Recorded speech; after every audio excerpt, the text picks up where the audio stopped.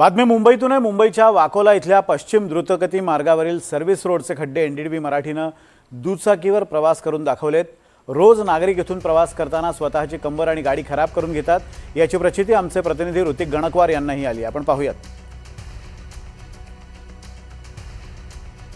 तर मंडळी, आज आपण दर्शनाला चाललोय। कशाच्या? तर खड्डा दर्शनाला। आपण हे माझ्या समोरचे खड्डे बघताय, हे इथले तिथले नसून तर पश्चिम द्रुतगती मार्गावरील हे खड्डे आहेत। यांचंच दर्शन आपण आता माझ्या या दुचाकीवरून करणार आहोत। तर ते बघा तुम्ही कशी अवस्था होते माझी आणि माझ्या गाडीची। ही सुरू झाली आपली सफर। आता रस्त्यात आपल्याला पहिला खड्डा आडवा गेला आहे, हा दुसरा आणि हा तिसरा, हा चौथा खड्डा आडवा गेला असून आपण बघतोय की मोठी कसरत या खड्ड्यांमधून जाताना करावं लागते, कारण की खड्डेच आहेत हे। इथे कुठं मला रस्ता दिसत नाही आहे। MMRDAच्या अंतर्गत हा सर्व खड्ड्यांचा रस्ता येतो। आपण बघतोय की या खड्ड्याच्या रस्त्यावरून मी चालतोय।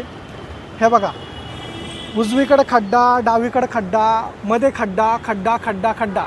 रस्ता नाही आहे, फक्त खड्डा आहे। आता हा रस्ता, याच्यातून हा मी रस्ता, खड्ड्यांतून रस्ता काढतोय। जर मला रस्त्यावरून जायचं असेल तर असं जावं लागेल। आता हे माझ्यासमोर आहे तळं।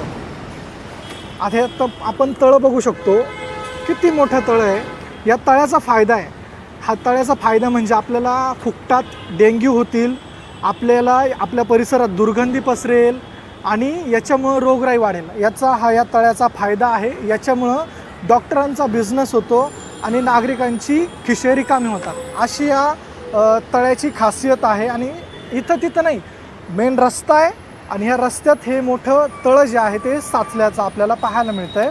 आणि हा जो आपण बघितलं तर खड्ड्यात रस्ता, रस्त्यात खड्डा, काय म्हणायचं ते म्हणा, पण अशी स्थिती या संपूर्ण रस्त्याची झाल्याचं पाहायला मिळतं आहे। आता याच्यातून जायचं म्हणजे माझी पाठ दुखायला लागली आहे, त्याच्यानंतर माझ्या गाडीचं सस्पेन्शन खराब झालं आहे।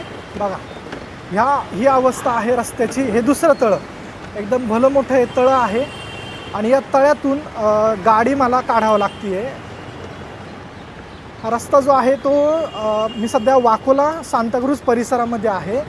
पुन्हा एक मोठं तळं या ठिकाणी आहे। ज्या वेळेस मोठ्या प्रमाणात पाऊस होतो, अशा स्थितीमध्ये ह्या गोष्टी ज्या आहेत त्या अशा साचून येतात आणि मोठा त्रास जो आहे तो नागरिकांना होत असतो। आपण बघतोय की हाच त्रास आज मी अनुभवल्याचं आपण बघू शकता।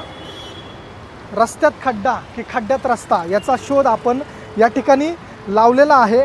हे तळं बघतो आपण कशा पद्धतीनं या ठिकाणी साचलेलं आहे। आणि याच परिसरातून रोज आपण बघतोय रिक्षा जातीये, दुचाकी चालक जात आहेत, यांना क्रॉस करून हा आपल्या जिकिरीचा प्रवास। आता रिक्षावाला बघा कसा नागमोडी वळणं घेत इकडून तिकडं तिकडून इकडं रस्ता काढत, या खड्ड्यांमधून रस्ता काढत जाताना दिसतोय। दुचाकी चालक आपण बघतोय, कमरेला मोठा त्रास झाला, मला सुद्धा झाला। रोज या रस्त्यावरून प्रवास कराल तर तुमचं कंबर नक्कीच या ठिकाणी जाणार आहे। आता अनेक वर्षांचा हा त्रास या ठिकाणी आपल्याला पाहायला मिळतोय। नागरिक जे आहेत ते इथून प्रवास करतात, पायी फुटपाथवाले इथून जातात आणि आता हे दुचाकी चालक किती मोठ्या खड्ड्यातून गाडी टाकताय बघा।